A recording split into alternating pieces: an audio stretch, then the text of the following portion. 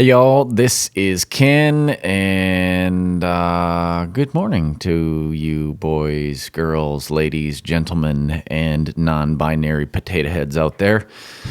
We are climbing the labyrinth, and this is one of those super touchy subjects that we're going to jump in on, not to jump in on the reality of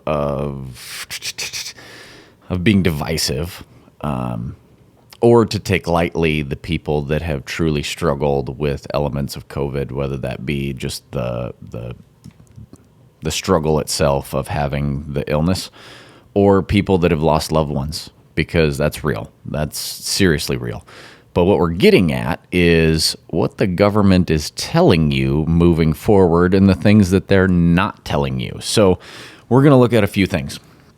First, we're going to look at a video that Dr. Fauci just put out that is very interesting on what it says, and interesting for what he doesn't say but implies. And then second thing is we're going to look at the New England Journal of Medicine and the two major vaccines, the Pfizer and the Moderna vaccine, and the journal articles and the studies that they put out on those, and some of the information that you're not hearing from that is important. And then we're going to look at a journal article from the Journal of Nature that talks about the connection between SARS CoV1, which is the original SARS virus that was around 2003, and SARS CoV2, and the antibodies and T cells and things that go on in that. And then we'll look specifically at cases for the United States and for South Dakota, where I'm at, and then ask the question of where are we living right now from a practical standpoint, not just like the places that we're living, but the ways in which we're living. Because what you will hear in society is the narrative of stories matter, and they totally do, and I'm totally on board with that. That's how I preach many times. But stories don't trump reality, and so some things we need to look at some facts and just take a breath and go, and not let fear squeeze us, or even just anxiety squeeze us. So let's jump in here, and we're just going to start real quick and jump in with Dr. Fauci. He has a video. This was just a couple of days ago. I think maybe Thursday or Friday of last week, maybe even Wednesday. I'll just play it, and then we can break it down a little bit. Here we go. So there are things, even if you're vaccinated, that you're not going to be able to do in society. For example, indoor dining, theaters, places where people congregate. That's because of the safety of society. You yourself, what you can do when you are together with another person, we are looking at that. And we're going to try and find out very quickly what recommendations could be made about what people can do. Okay, so right off the bat, he says, even after you've been vaccinated, there are some things that you need to know. Is you need to continue with all of the things that you've been doing, the social distancing and the masks and all that stuff. And I'm not here to tell you whether you should or shouldn't social distance, whether you should or shouldn't mask. What I am telling you is the narrative that you're being fed is, even after all of these things, that they're going to come up with some guidelines and some recommendations. Now, mind you, guidelines and recommendations are not shalls. They're shoulds. You should do these things, but you don't have to. You should do these things. And what he's getting at is, he said, even after being vaccinated, we're still going to take a look at whether you can do indoor dining, whether you can go to theaters, whether people can get together and congregate. Ooh, that's a big one. So first is whether you can eat in and out. And let me just say, for those of us that live in South Dakota, we have an amazing governor that said, hey, I'm not going to tell you what you can and can't do. I will let your local governing authorities decide those things. And for South Dakota, the majority of the local governing authorities, specifically in Sioux Falls here, Mayor Tenhaken has been pretty gracious. The city council is thoroughly divided, kind of 50-50, but he's been one where he said, hey, let's be a little more libertarian in the way that we think about things, and take as much of a hands-off approach as we can. But specifically, the thing that gets me for the United States as a whole, so Fauci is speaking here to come up with guidelines that the CDC and those will put out so that we know what to do after being vaccinated or after you've already had COVID. And he says, you're probably not going to be able to eat in a restaurant. And you're probably not going to be able to go to theaters. And you're not going to be able to congregate. Ask yourself one question. What is the one place where people actually use the word congregate? It happens on Sunday. You sit down with the other people and they call you a congregation. Yes, indeed, folks. I'm pretty savvy to think that he's trying to say, but not say, church. That we're going to give you some rules on what you should and shouldn't do for church. And now they do this called houses of worship. But when he says this, it's like even after being vaccinated, we're going to tell you whether you can and can't eat inside, whether you can or can't go to the movie theater, whether you can or can't be around other people. We're going to give you specific recommendations on what you should be doing. Oh my goodness. Why on earth would anybody want to get vaccinated if you give them no reason to? If all you tell them is, we're going to still tell you what you can and can't do after the fact, then why would people want to? There's a reason that there's a large holdout of people that are saying, I don't know that I'm going to get vaccinated. It's because they've been made to think skeptically about everything. Now, I'm not embracing kind of the Israeli approach, but what they've done is they're vaccinated almost like 80% of the population, and they have the card thing that says, here's your card. As soon as you're vaccinated and you've gotten your second shot or whatever, and it's 2 weeks later, go out and do your thing. And they're not seeing huge surges.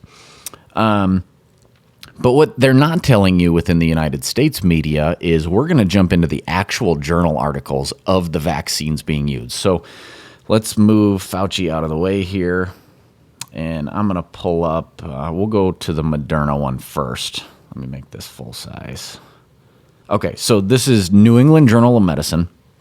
This was published last year. This is the study that they did on, I believe this is we'll move down further, the Moderna vaccine. So the 2 doses of the Moderna vaccine, which this one right here at the very beginning says mRNA 1273 vaccine with lipid nanoparticle encapsulation. So the big thing with this vaccine is it doesn't actually go into the cell wall in order to get the protein structure. It does its own thing outside of that. So this is a whole brand new sort of vaccination process that we're using.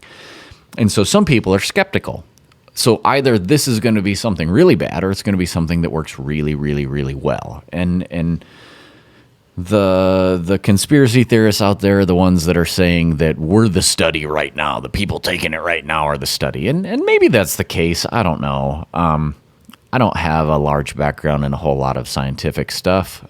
But what I do have the ability to do is read through things and sort through information. My brain just works that way. But so here we have the Moderna New England Journal of Medicine article that gives us our efficacy rating and all of that. I'm going to scroll all the way down to the tables because they're the easiest for you to kind of decipher. Then you don't have to read all the technical scientific language. Okay. So here is per protocol analysis, and you get to see the placebo. The vaccine efficacy is 95%, and then they have a way that they calculate that.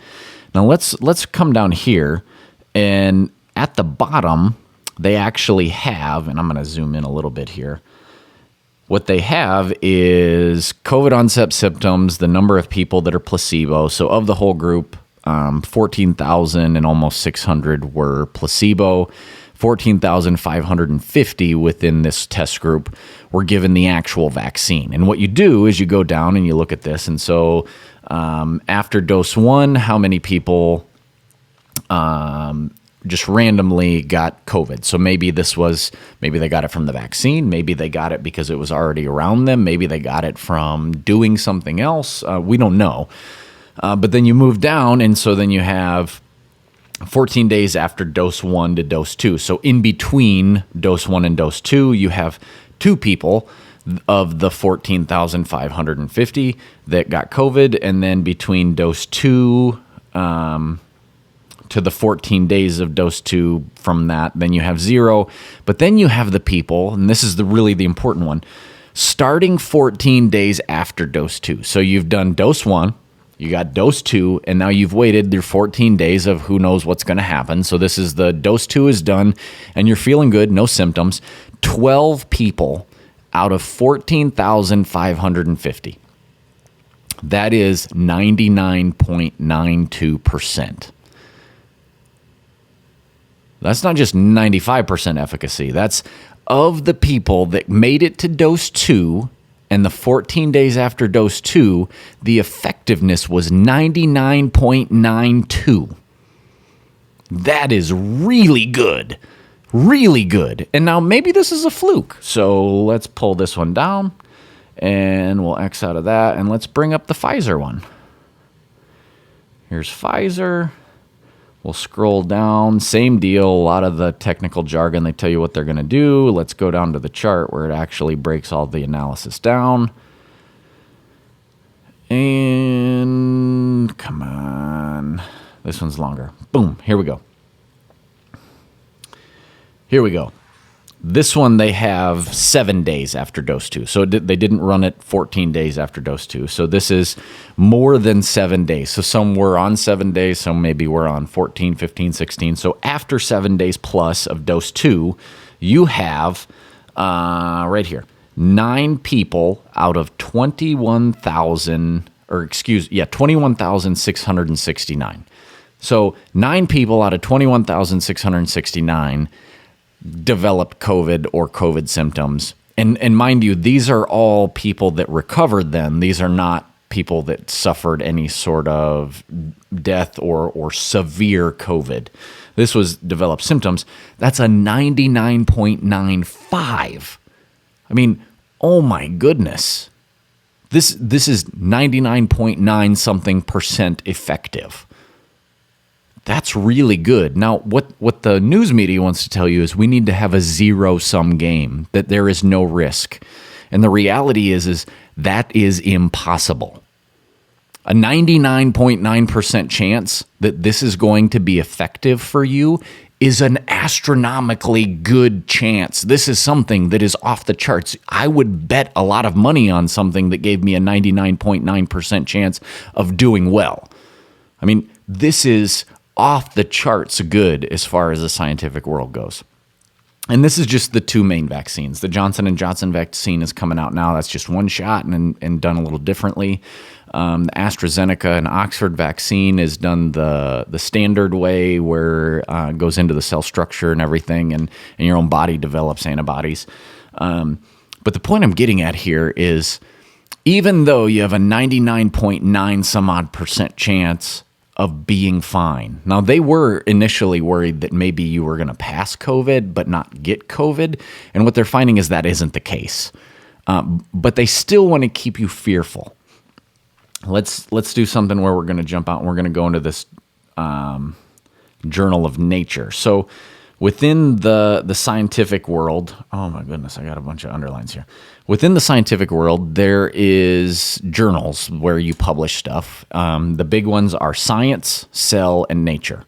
And so Nature is things that happen in nature that we can kind of study. And so what they've done here is they're comparing people that got SARS in 2003, and this is a study out of, I believe, Singapore.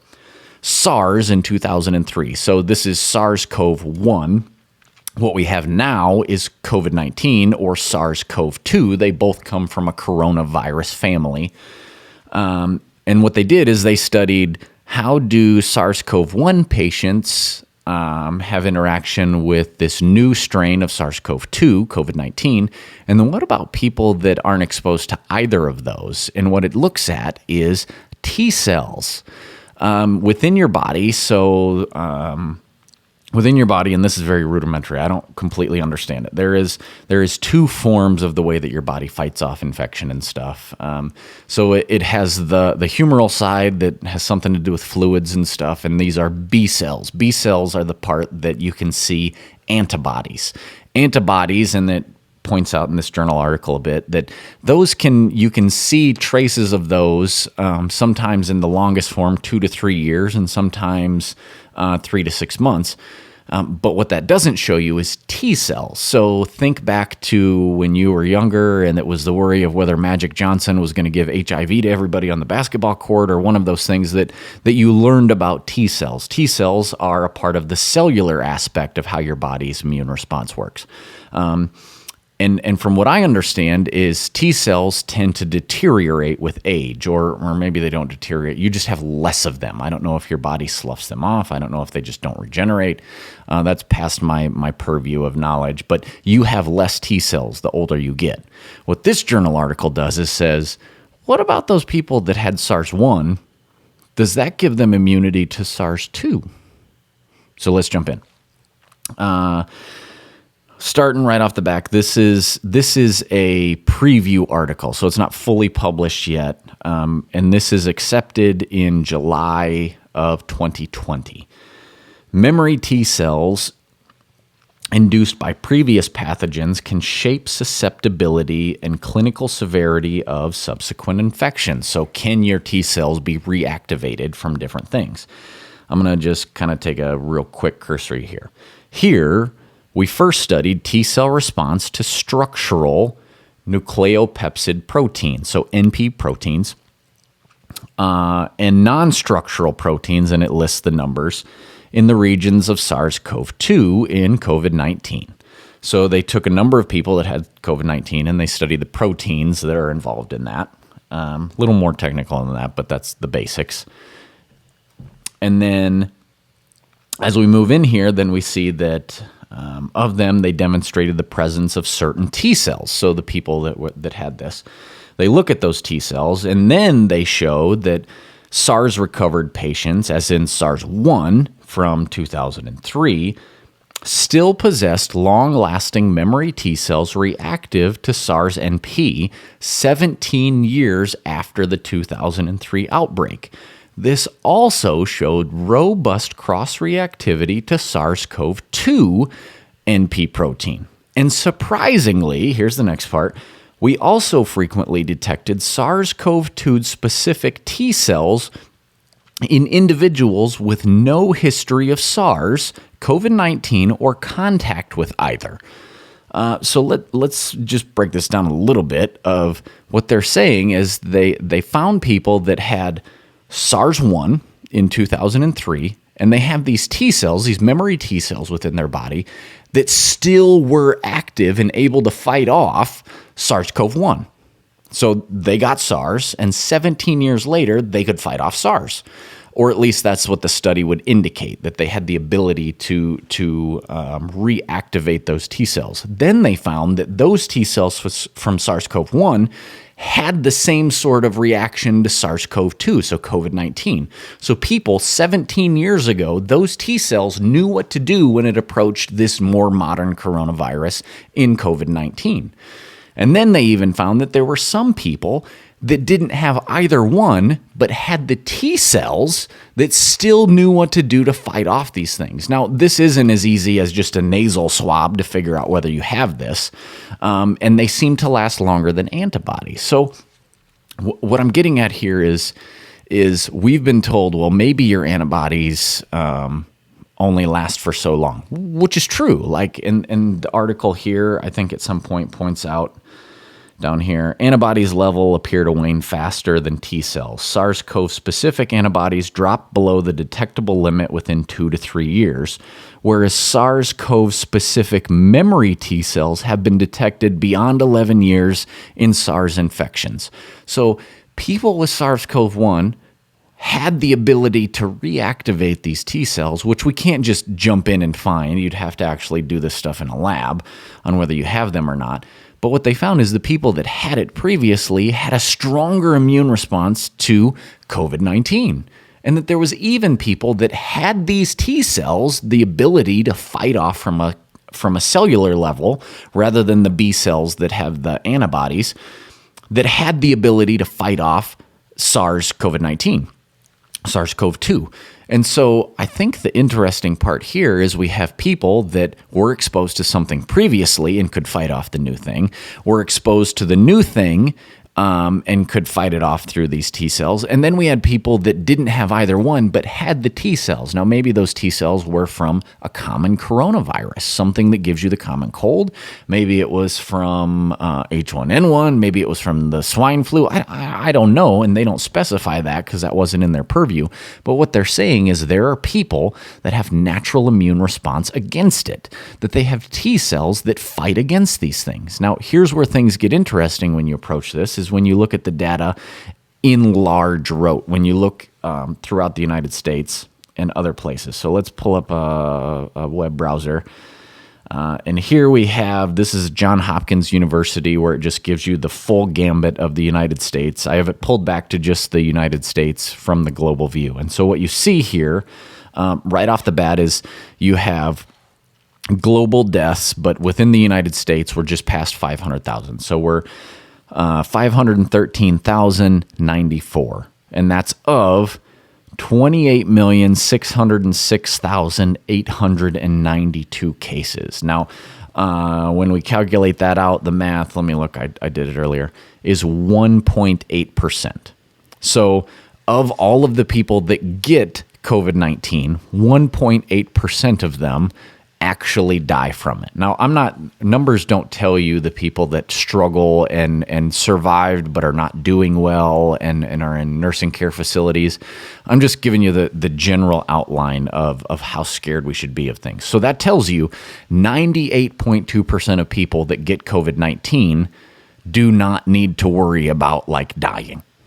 That's what the data has shown through 28 million people.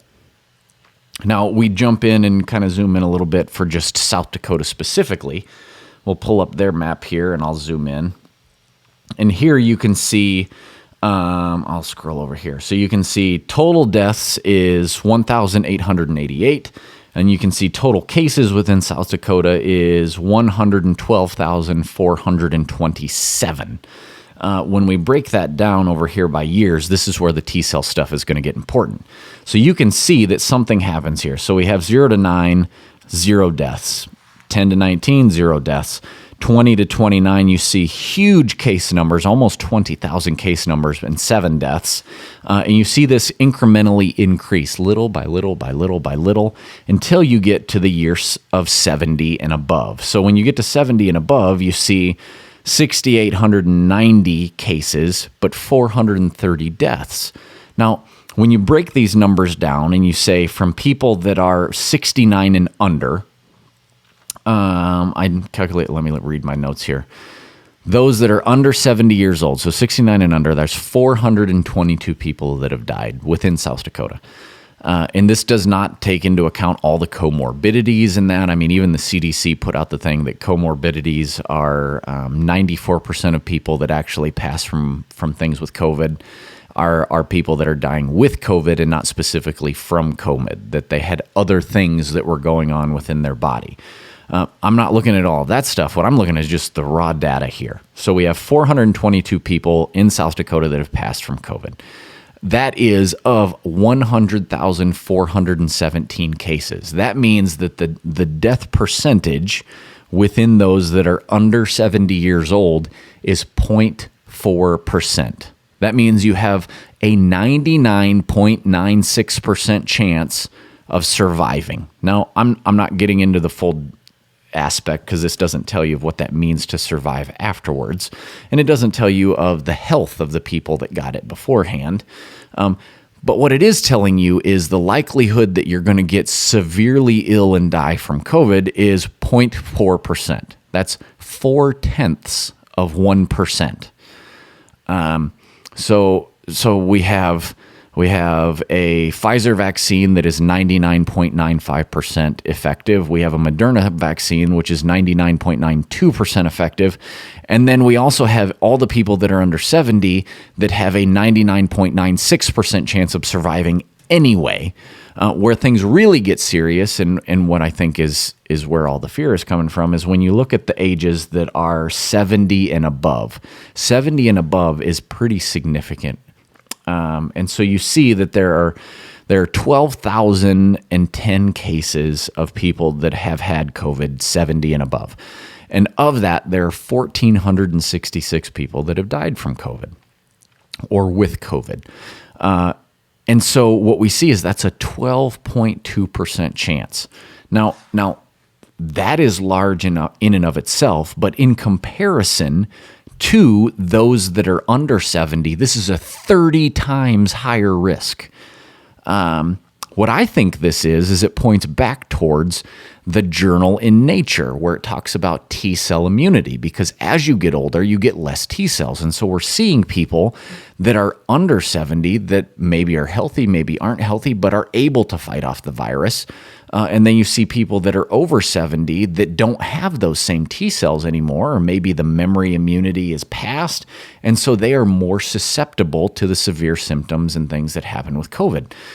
What I'm getting at in the end here, trying not to make this too long, is we began with Fauci saying that, well, even after you've been vaccinated, we're really going to have to take a look at whether you can eat inside, whether you can go to movie theaters, and whether people can congregate. And what we're going to do is give you some recommendations and some guidelines to follow.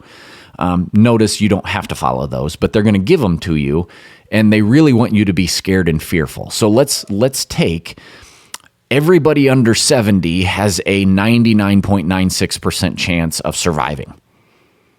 99.96% chance of surviving. And of those people, there's 2 vaccines out there that have a 99.9% chance of being efficacious towards that. And so not only is it 99.9% that you should be fine, there's also 99.9% chance that getting the vaccine, both doses in you wait your 2 weeks, that you are then immune from that to some degree. Maybe even immune, like in the SARS CoV1 study, that 17 years later, they still have T-cell immunities from that. So when they tell you, well, 3 months, well, 6 months, 9 months, how about 17 years? That's significant data within the same virus family. I mean, that's serious. That if we take a minute and we go, how fearful should we be for the people over 70?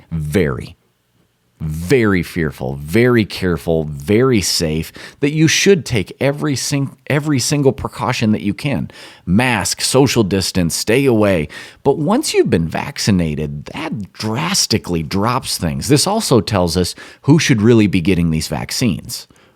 Now, from my own perspective, anybody that's over 70 should be on the very top of the list. And that's what most states are trying to do. But the reality here is be savvy to what things are being told to you, especially from Dr. Fauci, who even told you from the beginning, wear a mask, don't wear a mask. Well, don't wear a mask so that other people can wear masks. But now masks are effective. Well, maybe wear 2 masks. Maybe wear 3 masks. Well, if 2 or 3 masks were the way that it was intended to be, why didn't we make them that way to begin with? Why have they never been that way? That seems like a pretty significant question. And then when he's asked about herd immunity, then things move forward and he's like, well, maybe herd immunity is at 60% or 70% or 80% or 90%. And when he was asked later, why do you keep moving the number? He responded with, well, I moved the number because more people were feeling okay with getting vaccinated. So I thought I'd bump it up farther. So he is subjectively deciding what herd immunity is, regardless of what data is telling him, just so he can get more people vaccinated. That is not science. That is not reality. Here's the bottom line. We as a church, we as people that believe in Jesus, we that as people that want to gather, need to be serious, very serious about the safety of people. We also need to be very serious about the reality that is happening. 99.9% chance that you will be okay if you're under 70. 99.9% chance that once you get both doses of the Moderna or the Pfizer vaccine, that you will be fine, nor will you pass it on. Plus all of the people that have already had it that may fall into that T-cell immunity, those people that either had the T-cell immunity and never got SARS CoV2 or COVID-19 to begin with, or the people that got it and then developed T-cell immunity that could last for a number of years, that we need to all just take a breath And remember that what the government tries to do is instill fear. Because when people are fearful, they are not logical. They are not practical. They will do things that they don't normally do. This doesn't even take into account the percentage of risk of how many times more likely you are to die getting in your car and driving home than from COVID-19. Seriously. So take a breath. Let's all just relax, but be attentive. Dr. Fauci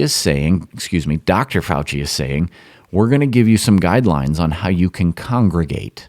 The congregation typically happens on Sunday in church buildings, and we all know that the church is the people, not the place, but there is something about the gathering of people that we can do it safely and that there can be some concessions made as we move forward that we don't need to all be locked down forever. So stay tuned. Maybe we'll have a few more things on this in the future as more info comes out. But just real quick recap. Pfizer and Moderna, 99.9% effective after the 2 weeks of the second dose. The reality of those under 70 years old, you are already at a 99.9% chance of not dying from COVID-19. And all of these things mixed together, plus the T-cell immunity study that's coming out of Singapore that's saying this could last years, seems to be reinforced by the death rate of those that are over 70 years old that have probably a less T-cell response. All I'm saying here is I am not trying to poke at the numbers to tell people that they're being fearful. But what I'm trying to do is pull the curtain back on the Wizard of Oz that's behind there saying, be scared, be very scared, that some of us need to be. Those of you people that are around people over 70 years old should be very cautious. But people that have been vaccinated, sometimes all of the fear isn't going to be helpful. That eventually what it does is it instills fear the other way. So if you tell people that they can't do anything after they've been vaccinated or already had COVID, then they're just not going to get vaccinated. And we're going to get into next summer, this coming summer, and things are going to go well because we're going to get to go outside again where the virus doesn't seem to spread. And then by next winter, we're going to have a resurgence again in November, December, and January, just like we saw this year. And so I think being transparent with the numbers is helpful. And also being transparent with saying, government, we are watching you because you are beginning to talk about us. Not just us as individuals, but us as those that congregate. That we need to be savvy and not just pull the wool over our eyes and just believe everything that they say because they're not telling you everything. I gave you information from the New England Journal of Medicine. I gave you information from the Journal of Nature, one of the top 3 journals in the scientific community. I gave you information directly from Johns Hopkins and information directly from the COVID database within South Dakota. And now all of this stuff is just numbers, and there are always faces behind numbers. But we do need to take a breath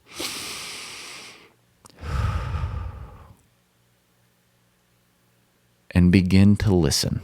And not listen to just take things in, but listen to say, how much further into this labyrinth are we being led before maybe we need to climb out a bit? Climb in the labyrinth. We see y'all again.